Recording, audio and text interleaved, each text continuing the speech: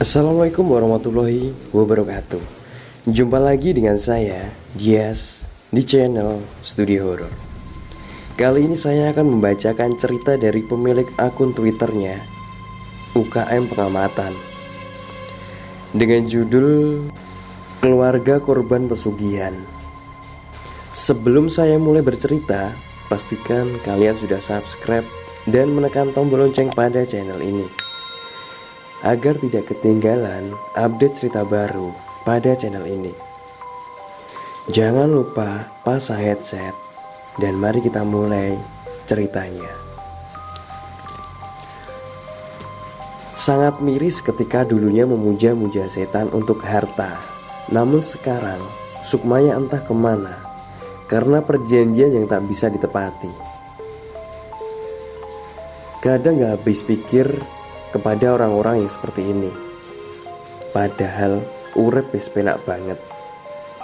Begitulah garis besarnya. Ini adalah cerita nyata dari salah seorang teman yang mengenalkanku pada seseorang. Kita panggil saja namanya Michelle. Waktu itu tidak ada niatan untuk bercerita. Namun karena biasanya sebuah obrolan, lama-kelamaan pasti akan membahas tentang pergaiban.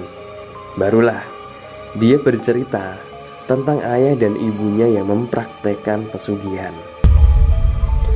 Butuh waktu yang gak lama mendapatkan detail ceritanya. Apalagi sampai sekarang hal ini masih menghantui keluarga Michelle. Bahkan di sela-sela waktu cerita, Michelle selalu meneteskan air matanya. Dia sudah benar-benar hilang akal dan tidak menyangka ini semua bisa terjadi kepada keluarga. Aku kira cuma di sinetron aja mas kejadian seperti ini. Ternyata aku alami sendiri dengan mata yang sembab.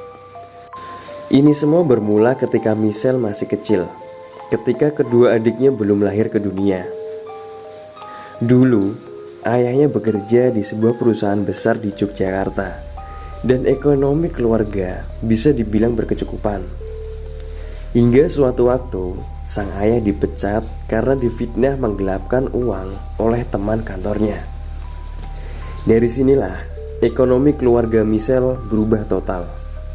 Sang ayah yang kesulitan mencari pekerjaan dan pekerjaan ibunya sebagai ART tidak bisa mencukupi kebutuhan sehari-hari. Lama-kelamaan barang-barang berharga satu persatu dijual. Mobil, motor, dan perhiasan dijual hanya untuk kebutuhan sehari-hari, sembari sang ayah yang bekerja serabutan.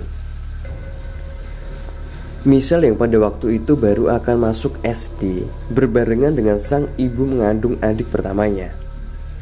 Kebutuhan yang semakin meningkat membuat sang ayah kebingungan mencari nafkah.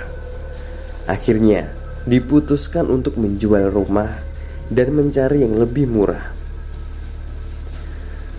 Namanya rumah pasti tidak secepat itu terjual.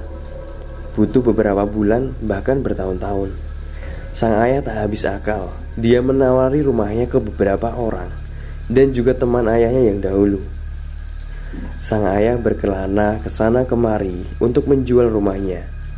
Namun di tengah perjalanan, ketika Michelle masih diselimuti kepolosan, suatu hari sekitar jam 11 malam, rumahnya didatangi oleh segerombolan orang. Kalau jumlah lupa mas, tapi yang aku ingat ada 2 mobil. Aku itu kebangun karena rame banget rumahku. Ibuku aja bingung, gelas di rumah gak cukup buat ngasih minum. Begitulah penuturan Michelle saat menceritakan segerombolan orang datang ke rumahnya. Menurut Michelle, orang-orang itu agak aneh karena memakai baju yang sama semua dan pakaian yang dipakai dari atas sampai bawah berwarna hitam. Dan salah satu dari mereka membawa sebuah plastik hitam besar. Michelle sempat bertanya kepada ibunya, mereka itu siapa? Karena Michelle belum pernah melihat orang-orang itu sama sekali.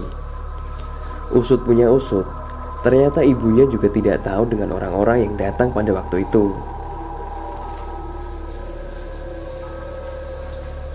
Michelle tidak tahu yang diobrolkan sang ayah dengan segerombolan orang itu. karena mereka berkerumun di dekat mobil yang agak jauh dari teras rumahnya. Tak lama kemudian, sang ayah ikut dengan segerombolan dan pergi entah kemana. Sang ibu sempat bertanya, namun sang ayah hanya terdiam. Bukan 1-2 hari saja, sang ayah tak kunjung pulang hingga 7 hari lamanya.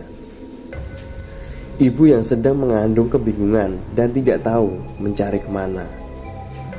Apalagi dia tidak mengenal orang-orang yang datang malam itu. Di tengah kebingungan karena sang ayah tak kunjung pulang, tiba-tiba di suatu pagi ketika Michelle berangkat ke sekolah, dikagetkan sang ayah yang sudah ada di teras rumah. Tetapi Michelle melihat ada sesuatu yang berbeda dari ayahnya.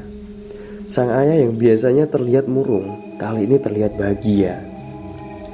Beda banget pokoknya. Pas itu ayahku kayak bahagia banget, malah nganter aku ke sekolah. Padahal biasanya gak pernah sama sekali. Michelle yang bertanya-tanya di dalam hati sempat kebingungan, walaupun dia senang melihat ayahnya sekarang sudah tidak bersedih lagi. Di balik ayahnya yang bahagia itu, ternyata sang ayah bercerita kepada ibunya bahwa sudah bekerja lagi dan pekerjaan ia dapatkan dari salah seorang teman barunya. Teman baru yang dimaksud adalah segerombolan orang yang datang malam itu. Ibunya bertanya kepada sang ayah, "Yang kemarin itu siapa, Pak? Kok aku baru lihat ya?" "Ikut temanku, Bu. Aku ketemu pas nawarin rumah yang mau kita jual. Tapi gak jadi ku jual, aku udah dapat kerja. Gajinya juga lumayan." Sejak ayahnya bekerja lagi, ekonomi keluarga Michelle berubah drastis. Yang dulunya ingin menjual rumah, malah ayahnya membeli rumah baru dan bisa dibilang lebih besar dari rumah sebelumnya. Apapun dibeli oleh ayahnya untuk kebahagiaan keluarga. Hingga adik pertamanya lahir, ekonomi keluarga semakin naik. Dan tak jarang ayahnya bergonta-ganti mobil. Michelle yang ikut kecipratan bahagia karena apapun yang ia inginkan selalu diberi oleh ayahnya. Bahkan dari teman Michelle yang lain, Michelle bisa dibilang paling loyal dan dianggap orang kaya. Waktu terus berjalan, Michelle dan adiknya yang bertambah dewasa semakin jaya dan bahagia dengan kehidupan mereka. Hingga suatu hari, sempat ada pertengkaran hebat antara ibu dan ayahnya. Pertengkaran itu terjadi karena ibunya mempermasalahkan sang ayah yang selalu pergi sampai pagi dengan segerombolan orang itu.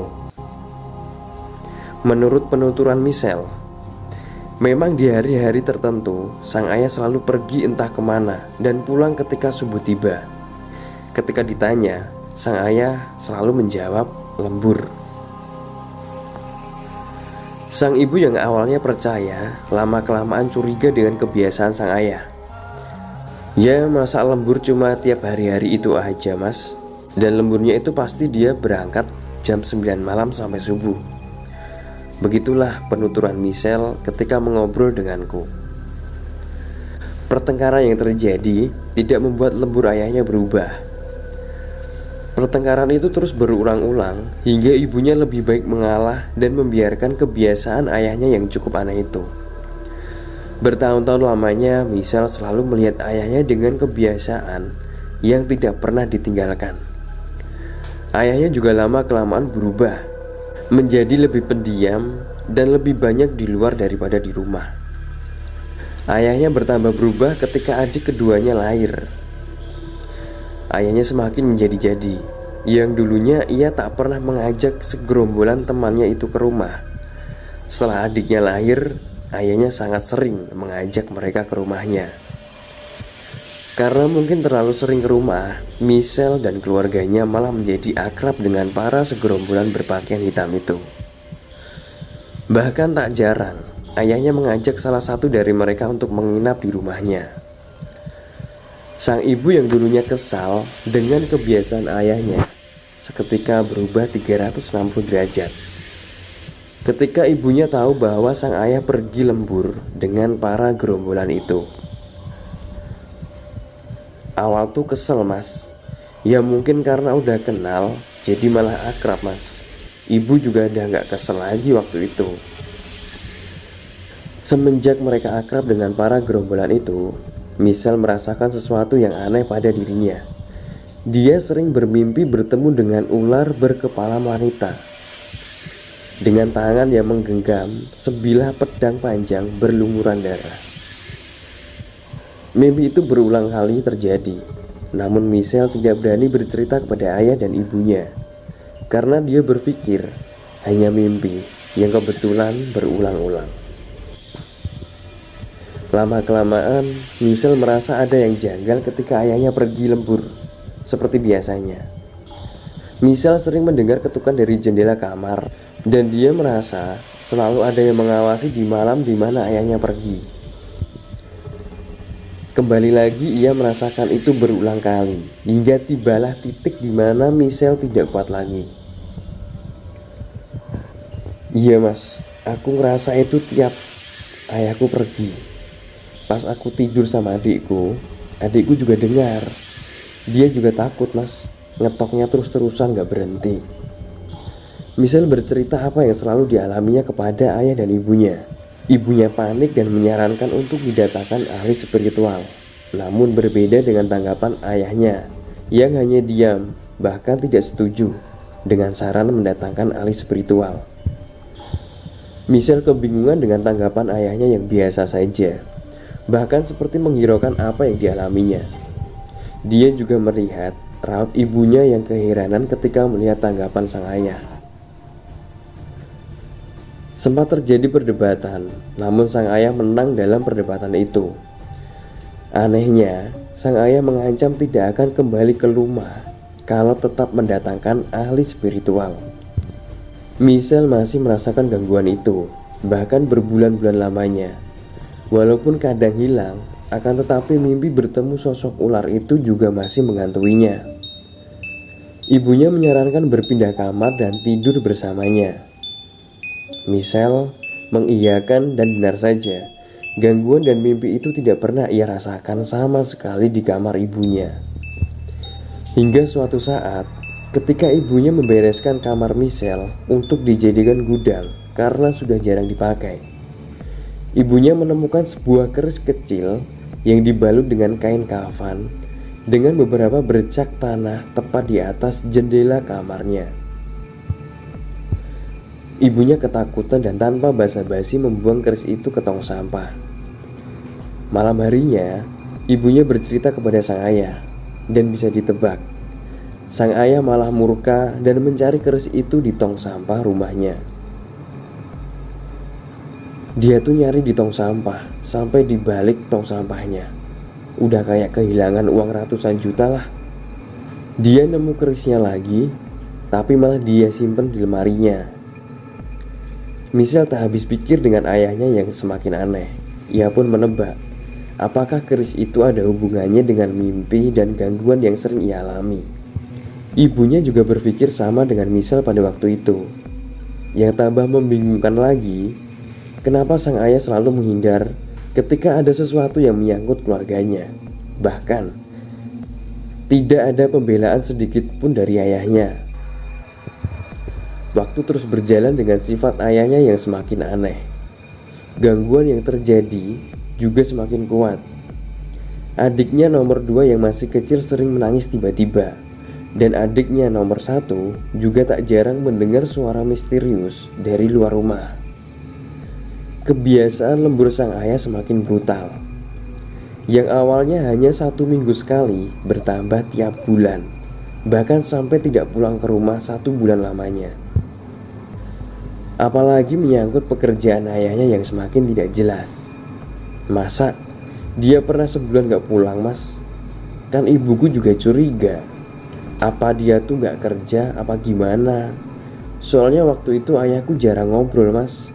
Tiba-tiba ada, tiba-tiba pergi. Gitu aja tiap hari. Ya aku nyoba bikin ibu mikir positif aja mas. Dia kerja luar kota, atau mungkin udah naik jabatan apa gimana makanya sibuk. Soalnya kita emang benar-benar gak tahu waktu itu. Menurut penuturan Michelle, pada waktu itu sempat terbesit pikiran curiga dengan ibunya karena tidak pernah tahu apa yang dilakukan sang ayah selama ini. Dia curiga ibunya selama ini berpura-pura tidak tahu apa-apa, dan sebenarnya sangat tahu apa yang sebenarnya ayahnya lakukan. Dan dia berpikir apa yang selama ini diperlihatkan oleh ibunya hanya pura-pura, semata-mata untuk membuat Michelle tenang. Awalnya curiga sama ibu. Ya logikanya harusnya tahu gitu apa yang dilakukan ayahku yang dia bilang lembur. Kecurigaan itu seketika datang di benak Michelle. Michelle bahkan sempat berpikir ada sesuatu yang besar disembunyikan oleh ibunya. Kecurigaan itulah yang terus terbayang di benaknya. Michelle bahkan secara tidak langsung menanyakan hal itu, akan tetapi dibantah mentah-mentah oleh ibunya. Apalagi setelah Michelle masuk SMA, ayah dan ibunya berpisah dengan Michelle dan dua adiknya. Waktu itu sang ayah bercerita harus berpindah ke daerah utara Jogja yang cukup jauh karena ada pekerjaan yang harus dilakukan di sana. Dengan terpaksa, ayah dan ibunya meninggalkan Michelle dan dua adiknya. Tak tanggung-tanggung, mereka berencana menetap di sana selama 1,5 tahun lamanya. Kecurigaan Michelle semakin menguat ketika suasana keluarga setelah ayah dan ibunya pergi keluar kota. Michelle merasakan lebih nyaman dan tentram hidup bersama dua adiknya, walaupun komunikasi dengan ayah dan ibunya masih berjalan. Apalagi mereka memilih berpindah ke rumah eyang karena takut ketika ada gangguan yang tidak ada yang menolong mereka. Pas pindah ke rumah eyang tuh mas, ya kayak biasa aja. Aku udah gak mimpi lagi. Adikku juga udah gak nangis lagi.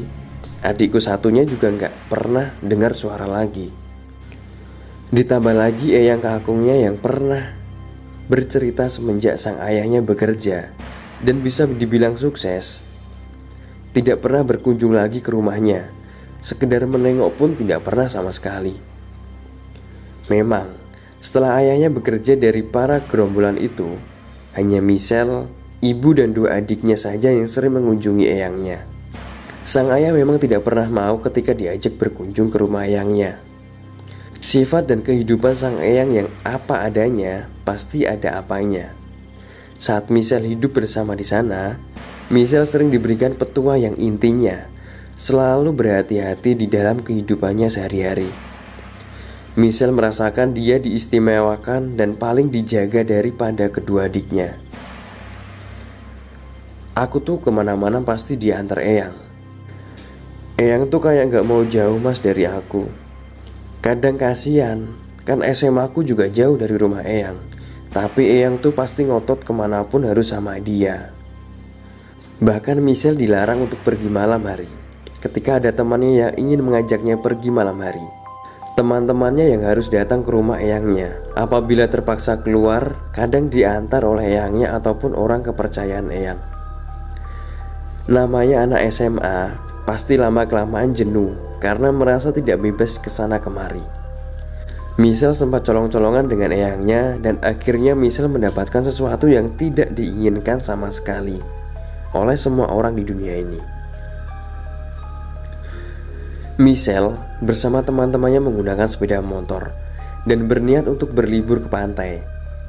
Namun apa dikata dan sudah menjadi kehendaknya, Michelle mengalami kecelakaan hebat. Dia menabrak bak truk dan kemudian badannya terjatuh ke kiri dan naas. Salah satu bagian dari tubuhnya terlindas ban mobil yang melaju kencang dari belakang. Aku tuh gak tahu kenapa mas, kayak tiba-tiba hitam aja pandanganku. Seingatku cuma aku lihat bak truk ada di depan mataku, habis itu udah gak ingat lagi. Bangun-bangun udah di ruangan dan udah kayak gini. Menurut penuturan eyangnya yang langsung datang ketika mendengar kabar dari teman-teman Michelle, eyangnya sempat pesimis Michelle bisa selamat karena di beberapa bagian badannya patah dan banyak darah yang keluar pada saat itu. Tak hanya itu, di bagian organ dalam, Juga banyak terkena benturan karena kecelakaan itu. Yang paling parah, salah satu tubuhnya tidak bisa aktif lagi sampai sekarang. Sebelum siuman, Michelle sempat koma selama 12 hari. Michelle menuturkan sangat bersyukur masih bisa hidup sampai sekarang. Bahkan waktu itu dokter mengatakan kepada keluarganya, kemungkinan untuk selamat sangatlah kecil. Ibunya yang datang, air matanya pecah melihat Michelle terkapar lemah tak berdaya dengan bantuan alat pernapasan dan bantuan alat lainnya yang tertancap di tubuhnya. Eyang dan dua adiknya mencoba menenangkan sang ibu yang menangis tiada henti. Ibunya selalu menangis setiap hari dan berharap sang anak bisa kembali siuman. Setiap hari sang ibu selalu berada di samping Michelle, bahkan tidak mau beranjak dari tempatnya karena tak ingin kehilangan sosok Michelle. Sang eyanglah yang selalu menyemangati sang ibu agar percaya Michelle bisa melewati semua ini dan harus pasrah pada kehendak Tuhan. Walaupun dalam benak sang eyang menanyakan kemanakah sang ayah karena tidak menunjukkan batang hidungnya ketika semua sedang bersedih dan berdoa untuk keselamatan Michelle. Penantian itu pun datang ketika Michelle siuman. Kebahagiaan, rasa haru dan ketidakpercayaan bercampur aduk mendengar Michelle sudah siuman dari mimpi panjangnya. Akan tetapi Michelle sempat tidak percaya karena salah satu bagian tubuhnya tidak bisa ia lihat kembali. Dia belum ikhlas dengan apa yang terjadi dengannya. Namun, keluarga yang ada di dekatnya selalu menguatkan dirinya dan selalu mengingatkan agar bersyukur dengan apa yang sudah diberikan. Apalagi masih diberi kesempatan untuk melihat keindahan dunia ini. Berjalannya waktu, Michelle berangsur pulih walaupun harus melakukan beberapa terapi untuk menghilangkan trauma dan rasa sakit yang ada di tubuhnya dari bekas operasi yang dilakukan. Ibunya yang selalu menemani Michelle berbanding terbalik dengan sang ayah yang belum pernah ia lihat semenjak dia siuman. Ada sedikit rasa kecewa dan berulang kali ia bertanya kepada ibunya pergi kemana sang ayah. Namun ibu hanya diam dan menitikkan air mata ketika Michelle bertanya keberadaan sang ayah. Udah, yang penting kamu sembuh dulu. Begitulah ucapan yang selalu Michelle dengar dari ibunya ketika bertanya keberadaan sang ayah.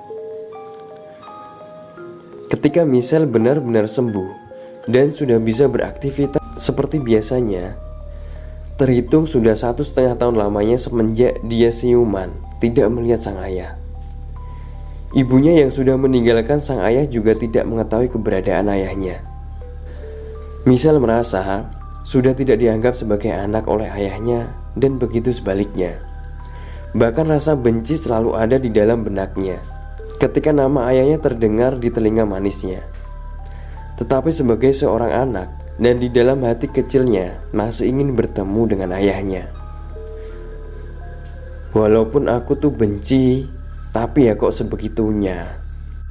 Ya masa dari aku sakit sampai aku belajar jalan gak pernah sekalipun lihat, telepon pun gak pernah sama sekali.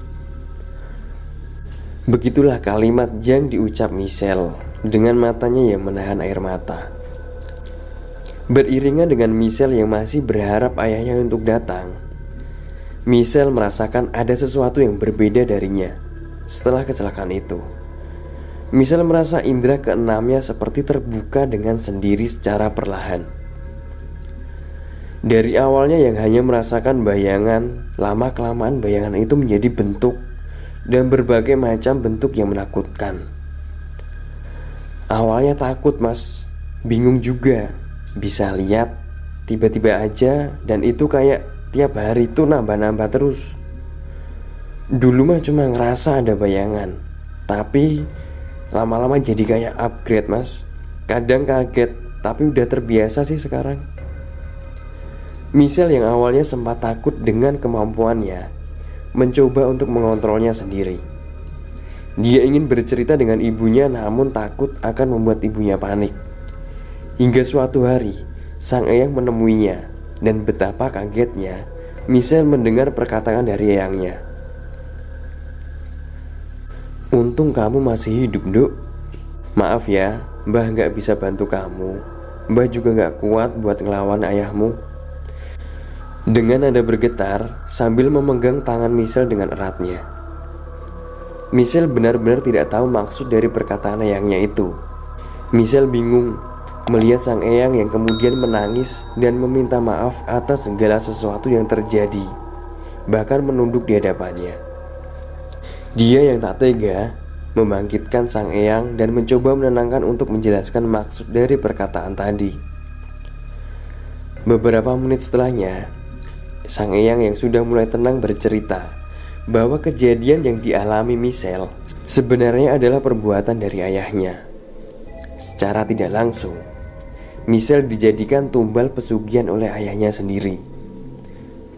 Namun karena kehendaknya, Michelle masih diberikan kesempatan untuk hidup. Dan alasan itulah sang ayah tidak berani menemuinya. Inilah maksud dari eyangnya yang selalu menjaganya dan mendapat perlakuan istimewa daripada dua adiknya. Sang eyang juga menjelaskan efek dari kegagalan tumbal itu membuatnya punya kemampuan lebih. Bahkan sang eyang juga menceritakan teman-teman ayahnya yang membuat ayahnya salah arah. Ketika ditanya teman yang mana, sang eyang menjawab, gerombolan orang yang selalu memakai pakaian serba hitam itulah yang dimaksud eyangnya. Sang eyang juga mengetahui kebiasaan ayahnya yang sering pergi dari malam hingga subuh. Uniknya, eyang juga mengetahui kejadian di mana sang ibu menemukan sebilah keris yang terbalut kain di atas jendela kamar. Michelle yang mendengar semua itu sangat shock dan tidak percaya dengan apa yang ia dengar. "Shock banget sih mas, tapi bingung mau percaya atau enggak waktu itu. Yang aku gak habis pikir, eyang bisa tahu semuanya, padahal kita tuh gak pernah cerita sama sekali soal gangguan sama kebiasaan ayahku mas. Ya aku juga tahu sih, eyang emang bisa, tapi kok bisa sedetail itu?" Sang eyang hanya menitip pesan kepada Michelle agar segera mencari obat ataupun orang yang mampu melawan kekuatan ayahnya, dan memberikannya sebotol air putih untuk digunakan mandi dan mandi setiap pagi. Di situ sang eyang bercerita, dia pernah melawan sosok yang ada di balik ayahnya, yaitu sosok ular berkepala wanita dengan tangan yang menggenggam sebilah pedang panjang berlumuran darah. Ya, sosok ini yang sering masuk dalam mimpi Michelle ketika masih hidup bersama ayahnya sebelum berpindah ke rumah eyang.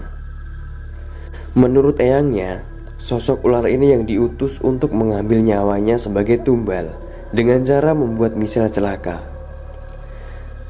Tapi percobaan yang dilakukan selalu gagal karena sang eyanglah yang mencegah dan melawan dari kejauhan. Kesaksian Michelle sendiri, sang eyang memang mempunyai kekuatan lebih. Itu pun dia baru tahu ketika hidup bersama eyangnya. Eyangnya sering menyalakan dupa di setiap sudut rumah. Kadang juga menyendiri di kamar saat malam-malam tertentu. Bahkan Michelle sering disuruh mandi air dari dalam bak besar di belakang rumah. Michelle sempat menghubungkan dengan apa yang dikatakan eyangnya. Dia bertanya, kenapa dia masih bisa seperti ini, sedangkan sang eyang berkata bahwa sedang melawan sosok yang akan mengambil raganya. Dan yang dipertanyakan adalah, kenapa eyangnya tidak pernah memberitahu tentang semua ini. Eyangnya menjelaskan alasan dia tidak pernah memberitahu karena takut akan terjadi perpecahan di antara keluarganya. Dan eyangnya juga berkelak, Michelle pasti tidak percaya dan akan membuatnya khawatir apabila dia mengetahuinya dari awal. Dengan gamblangnya, sang eyang menjelaskan, di suatu hari ketika belum lama Michelle tinggal di rumah eyang. Rumahnya pernah disatroni oleh beberapa makhluk kiriman dari ayahnya. Eyangnya yang melawan tidak mampu karena kekuatan yang besar. Itulah maksud dari eyangnya sangat menjaga dengan baik seorang Michelle. Karena sang eyang sudah tidak mampu menjaganya secara gaib, akhirnya melakukan pencegahan sesuai kemampuannya. Sang eyang juga mewanti-wanti dengan dua adiknya takut menjadi korban selanjutnya. Michelle tidak langsung percaya dengan perkataan eyangnya, bahkan tidak tahu kenapa kesedihan tidak menyelimuti hatinya. Hanya kebingungan tentang mana yang benar, mana yang salah. Bingung juga mas, aku harus cerita sama siapa lagi? Masa ya sama adikku? Gak mungkin juga. Apalagi sama teman sekolahku, gak mungkin juga. Ya udah, cuma ibu yang bisa aku ceritakan. Suatu malam, ketika ibunya selesai memasak, Michelle memberanikan diri menceritakan apa yang ia dengar kepada ibunya. Michelle bercerita dengan hati-hati karena takut akan membuat ibunya sakit hati. Di saat Michelle bercerita soal hubungan pesugihan dengan para gerombolan berpakaian hitam, ibunya meneteskan air mata dan memeluk Michelle dengan erat. Pas aku cerita soal pesugihan itu, ibuku langsung memeluk sambil menangis.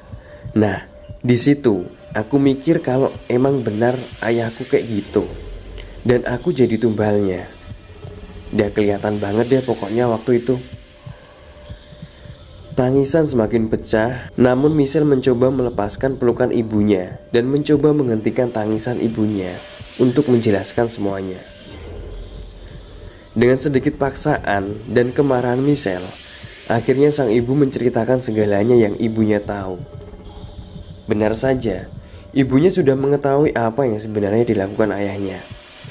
Semua terbuka semenjak berpindah ke utara Jogja. Sang ibu pernah diajak oleh ayahnya pergi ke sebuah hutan, tepatnya di bawah kaki gunung. Pertama kali ibunya mengira akan diajak ke rumah saudara yang arahnya sama dengan arah malam itu. Di tengah jalan, ayahnya malah bertemu dengan gerombolan temannya yang sering memakai pakaian serba hitam. Di situ ibunya bingung, sebenarnya dirinya akan dibawa kemana. Sampailah di sebuah hutan, dan sang ibu diajak berjalan kaki masuk ke dalam hutan bersama para gerombolan itu. Tibalah di sebuah gubuk yang tak jauh dari situ terdapat sebuah gua. Dengan mata kepalanya sendiri, ibunya melihat ayahnya dan para gerombolan itu melakukan ritual memutari sebuah benda yang berada di tengah-tengah mereka. Ritual yang mereka lakukan dengan membaca sesuatu secara bersama-sama. Ibunya menunggu sekitar 1 jam. Dan setelah selesai melakukan ritual, ayahnya membawa sebuah bungkusan dan dibawanya pulang. Di perjalanan pulang, sang ibu sempat bertanya apa yang sebenarnya dilakukan di tengah hutan dan apa isi dari bungkusan yang dibawanya. Bukannya dijawab, sang ayah malah marah dengan apa yang ditanyakan kepadanya. Dengan penuh amarah, sang ayah mengelak yang dilakukan hanyalah ritual untuk keselamatan dia dan keluarganya. Dan ketika ibunya ingin mengambil bungkusan itu, tiba-tiba sang ayah langsung mengambil bungkusan itu dari tangan ibunya. Tak hilang akal, ibunya mencoba mengambil bungkusan itu ketika ayahnya tertidur pulas. Begitu kagetnya, di dalam bungkusan terdapat sebuah bungkusan kain putih panjang dan beberapa bunga di sekitarnya. Ibunya yang terkejut dengan refleks membuang bungkusan itu dan segera pergi meninggalkan bungkusan yang sempat tercecer di lantai. Pagi harinya, sang ayah yang mengetahui bungkusan berserakan langsung mencari ibunya dan tak segan-segan menampar, bahkan memukulnya. Ibunya sempat meminta ampun tetapi tidak digubris oleh sang ayah. Ibunya sangat terpukul dengan kejadian itu, karena selama mereka menikah tidak pernah sekalipun sang ayah berbuat sampai segitunya. Semarah-marahnya mungkin hanya sekedar membanting benda-benda di sekitarnya. Sang ibu yang bisa dibilang kepo selalu mencoba bertanya kepada sang ayah tentang bungkusan yang sangat dijaganya.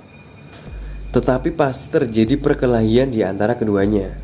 Hingga di suatu malam, sang ayah yang pergi bersama teman-temannya dan kemungkinan menuju tempat ritual itu tadi, ibunya mencuri kesempatan dengan mencoba mendatangkan ahli spiritual untuk langsung mengecek rumahnya dan menjawab apa yang sebenarnya dibalik semua ini. Ahli spiritual itu menjelaskan bahwa apa yang ada di bungkusan kain adalah sebuah alat untuk ritual pesugihan. Dan alat inilah sebagai penarik harta, tetapi hanya bisa dipakai pemiliknya langsung. Dia menjelaskan pula akan ada satu korban dari salah satu anggota keluarganya, yaitu anak pertamanya yang bernama Michelle. Sang ibu hanya terdiam dan terpukul dengan apa yang didengarnya. Sempat tak bisa berkata apa-apa lagi, namun ibunya tak patah arang. Dia mencari sudut pandang lain dan berharap itu semua tidak benar. Namun, ketika dia bertemu 3 orang yang berbeda, jawaban ketiga orang itu sama persis dengan orang yang pertama kali ia datangkan ke rumah. Bahkan salah satu dari mereka mengatakan, tumbal tidak bisa dihentikan karena sudah ada perjanjian. Apalagi apa yang diinginkan ayahnya sudah diberikan semuanya. Intinya tinggal menunggu waktu saja. Ibunya terus berusaha untuk melindungi anaknya bagaimanapun caranya. Tak tanggung-tanggung, ia kembali mencari ahli spiritual di beberapa penjuru. Tapi apa daya, kebanyakan dari mereka menyerah ketika mencoba menerawang ataupun melawan kekuatan yang ada di dalam diri ayahnya. Kata ibu sih kebanyakan dah nyerah dulu pas ibu cerita detailnya. Yang didatengin ibu malah kebanyakan nyaranin ke orang lain. Ada juga yang nyoba, tapi katanya ada yang sampai muntah darah. Ibunya sangat takut, sudah tidak bisa berbuat banyak dan hanya bisa berdoa sepanjang waktu. Sempat terbenak dalam pikiran ibunya untuk memberitahu Michelle dan eyangnya. Namun ibunya takut akan menganggap apa yang dikatakan hanya omong kosong belaka. Bahkan ibunya takut bertemu sang ayah dan selalu mengurung diri di kamar. Berani keluar hanya ketika sang ayah pergi keluar rumah. Di saat ibunya menguatkan mental dan keberaniannya untuk membuka semuanya, namun sudah terlambat ketika ibunya mendapat kabar Michelle mengalami kecelakaan dahsyat. Sang ibu yang mendengar kabar itu bergegas meninggalkan ayahnya yang di malam sebelum Michelle kecelakaan. Dari balik jendela kamar ibunya melihat sang ayah pergi dengan membawa bungkusan kain itu. Michelle sempat tak berkata apa-apa mendengar langsung kesaksian ibunya. Air matanya pecah tanpa henti, bahkan membuatnya hampir tak sadarkan diri. Habis dengar itu, langsung dek mas. Aku udah gak bisa ngomong, cuma bisa nangis doang. Kan aku juga sempat curiga sama ibuku sebelumnya dan gak bisa jelasin lagi. Begitulah kalimat yang keluar dari Michelle dan kembali mengusap air matanya dan coba ditenangkan oleh kawanku kala itu. Setelah Michelle mendengar cerita dari eyang dan ibunya, walaupun ada kesedihan, bagaimana sang ayah sangat tega mengorbankan dirinya hanya karena harta. Namun Michelle masih bisa bersyukur karena berkat kuasanya masih diberi kesempatan untuk hidup. Tetapi Michelle berkata, seperti ada dendam dan tidak pernah mengharapkan bertemu ayahnya lagi. Dia juga masih takut tumbal ini masih ada dan yang selanjutnya menimpa kedua adiknya. Kalau dendam sih ada mas. Aku jelasinnya gak tahu itu dendam apa gimana. Ya maaf ya mas, aku udah gak pengen ayahku hidup lagi. Aku juga sempat mikir buat mau ngebunuh ayahku.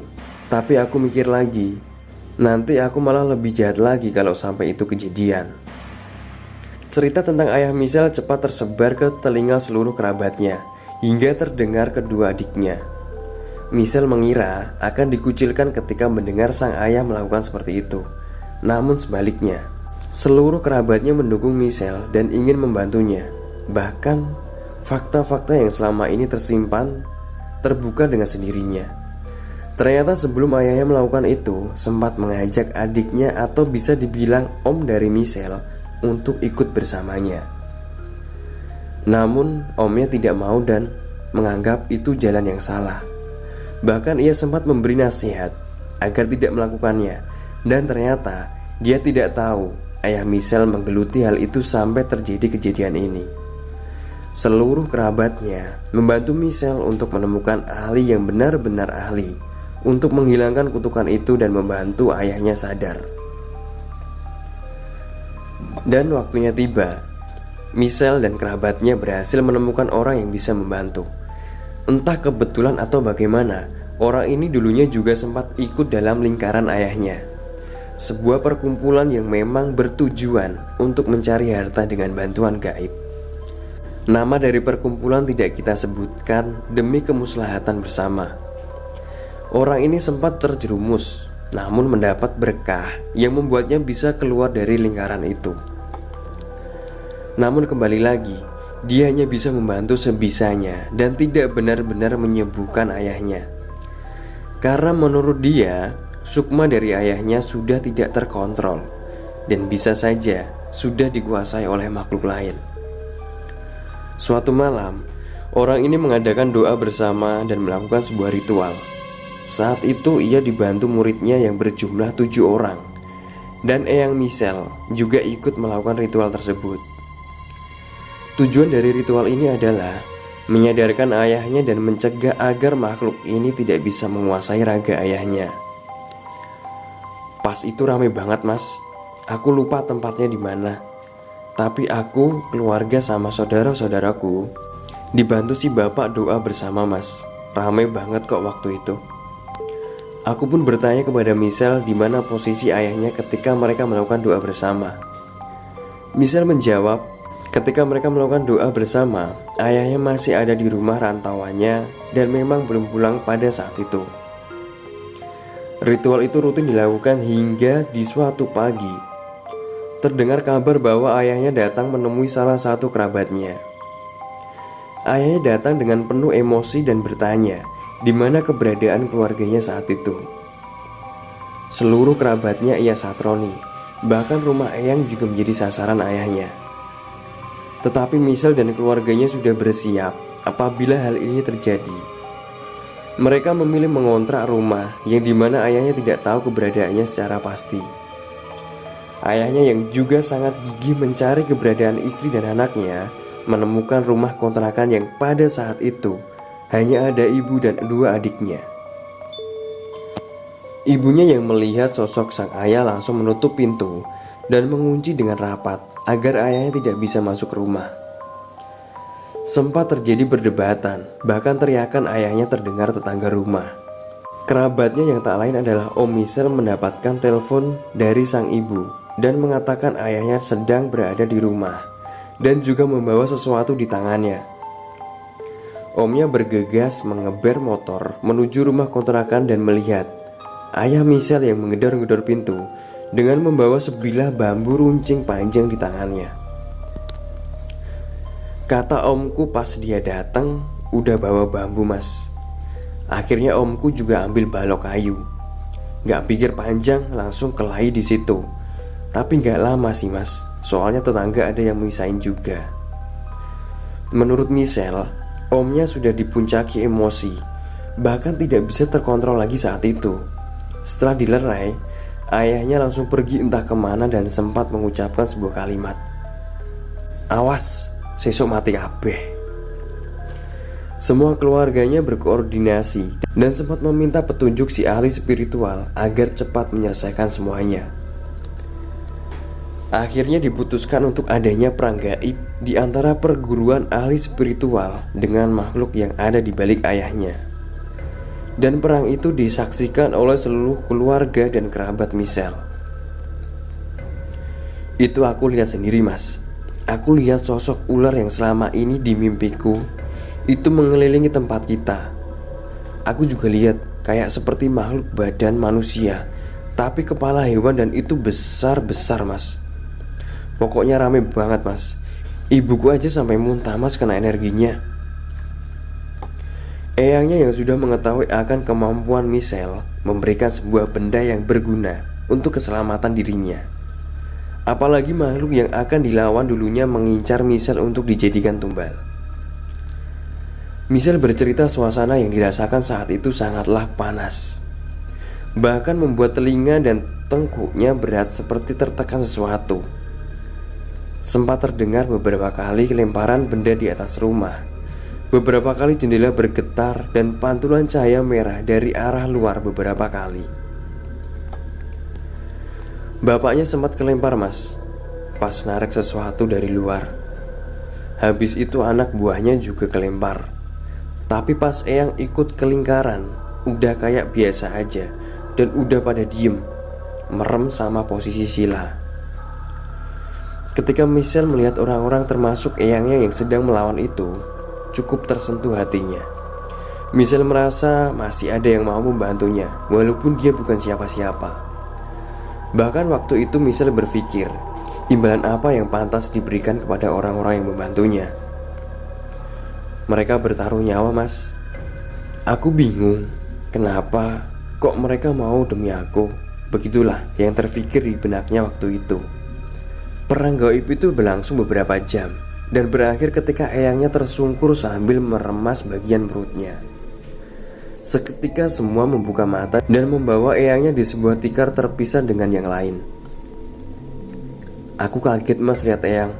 Pas aku deketin Eyang cuma bilang, "Alhamdulillah.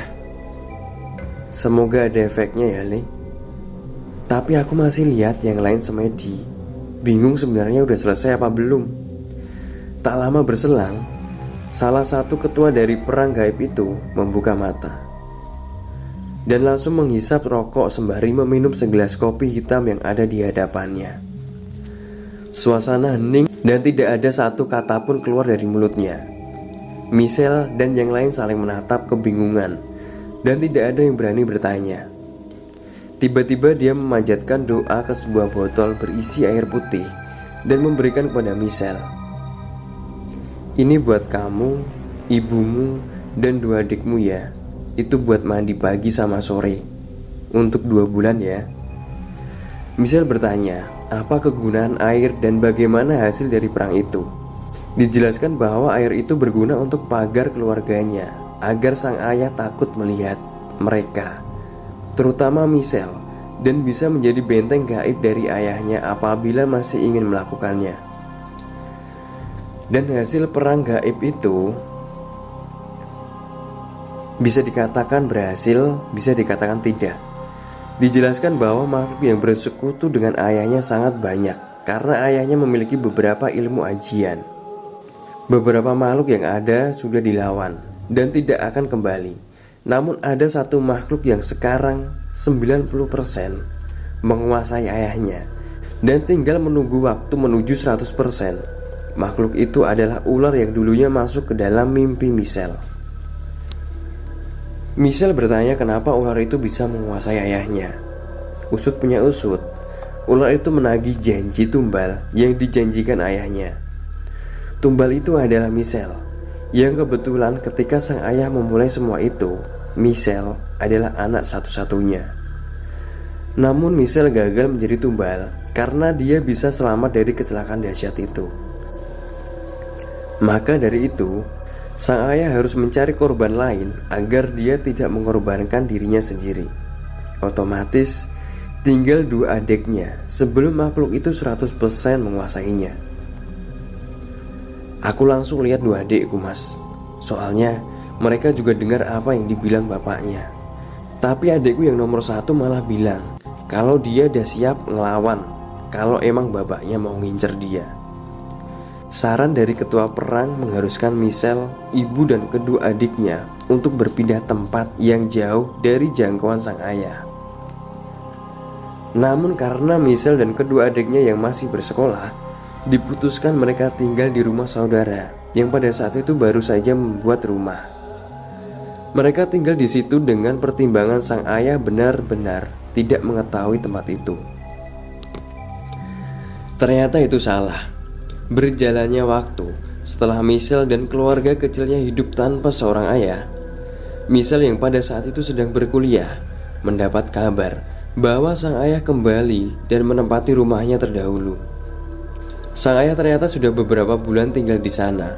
Namun menurut penuturan warga, sang ayah jarang keluar rumah. Bahkan warga bilang sang ayah sudah pergi lagi karena rumah yang sudah tidak terawat.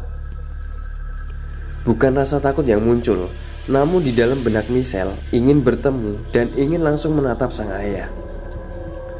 "Aku gak takut, Mas, tapi pengen aja lihat ayah. Walaupun itu gak tahu yang terakhir atau bukan, tapi sempat dilarang sama Eyang sih, sama ibu juga." Terjadi perdebatan hingga diputuskan salah satu kerabatnya yang menemui sang ayah seorang diri. Sesampainya di sana, bukannya keributan yang ada, namun malah kerabatnya terheran-heran ketika melihat rumah yang sangat tidak terurus. Banyak sampah berceceran dan banyak sarang laba-laba yang menempel di dinding rumah. Sempat mengetuk rumah namun tak ada jawaban sama sekali. Setelah mencoba berkeliling rumah, betapa kagetnya melihat sang ayah yang sedang duduk di sebuah meja di ruang tamu dengan tatapan kosong. Kerabatnya sempat memanggil terus-menerus namun sang ayah tidak pernah menggubris. Karena khawatir, sang kerabat menelepon Michelle dan yang lain untuk datang menemui sang ayah.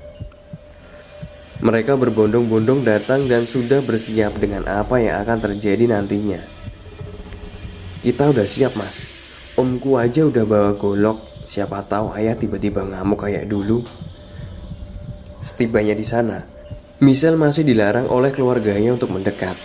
Dan yang mendekat pertama kali adalah eyang, ibu dan kedua adiknya. Ibunya yang memanggil nama sang ayah tidak digubris sama sekali. Ingin memaksa masuk namun seluruh pintu terkunci rapat.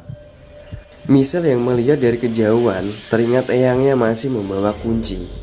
Karena dulu eyang yang selalu mengurus rumah ketika Michelle tinggal di rumah eyangnya.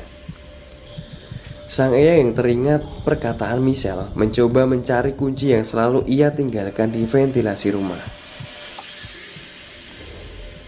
Terbukalah pintu rumah dan betapa kagetnya sang ibu melihat ayahnya yang berpakaian lusuh tak terawat, dengan badan yang tak segagah dulu. Selangkah demi selangkah, ibunya mencoba mendekat dan memegang pundak ayahnya. Ibunya mencoba terus memanggil-manggil nama ayahnya, namun sang ayah tak bergeming sama sekali. Ayah cuma diem aja mas, tapi aku lihat dari jauh ular itu mengelilit rumah. Eyang juga bilang, kayaknya kalau itu udah bukan ayah. Michelle mencoba berpikir dan membenarkan perkataan ketua perang dahulu, bahwa ayahnya benar-benar dikuasai oleh makhluk gaib yang bersekutu dengannya. Ibunya seketika duduk terdiam sambil menatap keadaan sang ayah. Tak lama, tangisan itu pecah seketika. Kedua adiknya mencoba memeluk dan menenangkan ibunya. Michelle yang sudah tak tahan mencoba mendekat, dan beberapa langkah sebelum ia melihat sang ayah, tiba-tiba ayahnya bergeming dari posisinya. Dia lihat aku kayak lihat setan mas. Dia juga ngusir aku kayak takut lah. Ayahku juga nangis pas aku mau deketin. Sang eyang segera menahan Michelle karena takut ada reaksi lain ketika Michelle benar ada di dekat sang ayah. Michelle menolak dan ingin mencoba berbicara dengan ayahnya. Kenapa sih ya kok kayak gini? Ayah kok tega sama Michelle? Begitulah perkataan Michelle ketika ia benar-benar berhadapan dengan ayahnya yang masih dan bergetar penuh ketakutan menatap Michelle. Udah gak bisa sedih lagi mas, nangis juga udah gak bisa. Di jalan aja aku sempat pengen ngebunuh ayah, tapi pas aku lihat ibuku nangis kayak gitu, niatku hilang mas. Setelah pertemuan itu, ibunya menginginkan sang ayah untuk dibawa pulang karena berhubung keadaan sekarang yang memprihatinkan. Keputusan sang ibu ditolak mentah-mentah oleh Michelle karena di dalam hatinya masih ada kebencian yang tertanam. Terjadi tarik ulur di antara keluarganya. Namun kerabat dan eyangnya juga tak setuju apabila sang ayah dibawa pulang karena ditakutkan akan terjadi hal yang tidak diinginkan. Apalagi bisa dikatakan di dalam tubuhnya bukanlah sosok sang ayah sebenarnya. Kemudian eyangnya menelepon ketua perang gaib yang sempat melawan makhluk yang bersekutu dengan sang ayah, meminta solusi bagaimana baiknya dan semua bisa aman. Diberilah satu saran bahwa sang ayah dibawa ke rumah ketua perang untuk dilakukan terapi menghilangkan sosok ular itu, walaupun kemungkinannya sangat kecil. Saran itu disetujui oleh semua keluarga termasuk sang ibu. Dijemputlah sang ayah oleh ketua perang dengan para muridnya berjumlah 8 orang. Ketika melakukan penjemputan, mereka mencoba menyisir rumah dan ditemukan beberapa uang di dalam bungkusan putih yang dulu sempat dipertanyakan oleh sang ibu. Ditemukan juga beberapa keris, dupa, dan berbagai macam alat. Dan paling mengagetkan, ditemukan secari kertas dan tertera nama Michelle lengkap dengan tanggal lahirnya. Sempat ada perlawanan dari sang ayah, bahkan sempat memukul salah satu orang hingga tersungkur. Namun karena kalah jumlah, sang ayah tidak bisa berkutik. Bahkan kaki dan tangannya diikat dengan tambang agar tidak bisa melawan lagi. Kalau sekarang katanya ayah masih di terapi mas, tapi dibuatin ruangan sendiri. Cuma ibu yang sering nengokin ayah. Ya walaupun bapak-bapak itu sering bilang kalau sebenarnya udah gak bisa dan cuma nunggu waktu. Tapi aku tahu alasan ibu masih mau ke sana. Setelah sang ayah dikarantina, memang di saat tertentu, terutama di malam di mana ia melakukan lembur, ia sering mengamuk dan kadang menyiksa dirinya sendiri. Michelle sendiri sudah tidak mau berurusan dengan ayahnya dan lebih memilih menjalani kehidupannya, walaupun tubuhnya tidak sesempurna seperti dahulu. Michelle masih tak percaya dengan apa yang terjadi pada dirinya. Michelle yang dulunya periang, kini lebih banyak diam dan mengurung diri. Namun keluarganya, terutama kedua adiknya, yang selalu memberi motivasi ketika ia sedang berada di titik terendah. Rasa benci, dendam, bahkan rasa ingin membalas masih Michelle rasakan hingga saat ini. Aku sempat pengen bunuh diri mas. Untung aku sadar kalau dulu aku tuh dikasih kesempatan hidup, dan itu jangan sampai aku sia-siain. Karena itulah sekarang Michelle rutin berkunjung ke eyangnya untuk menyejukkan hati dan pikirannya dengan mengasah kemampuan gaib yang ia dapat setelah kecelakaan dahsyat. Begitu pula dengan adiknya nomor 1 yang ikut mengasah kemampuan dengan alasan apabila terjadi lagi di lain waktu, dia bisa mengetahuinya lebih awal. Ketika aku dan Michelle tiba di penghujung obrolan, aku sempat bertanya, bagaimana dengan gerombolan pakaian serba hitam itu? Michelle menjawab, para gerombolan itu pernah mendatangi rumah ketua perang yang berpura-pura berkunjung mencari obat. Mungkin ingin membawa sang ayah.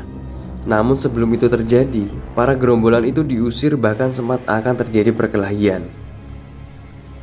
Sempat ada juga serangan gaib yang menyerang eyang, dan itu disinyalir sumbernya dari para gerombolan itu, namun bisa dilawan eyangnya.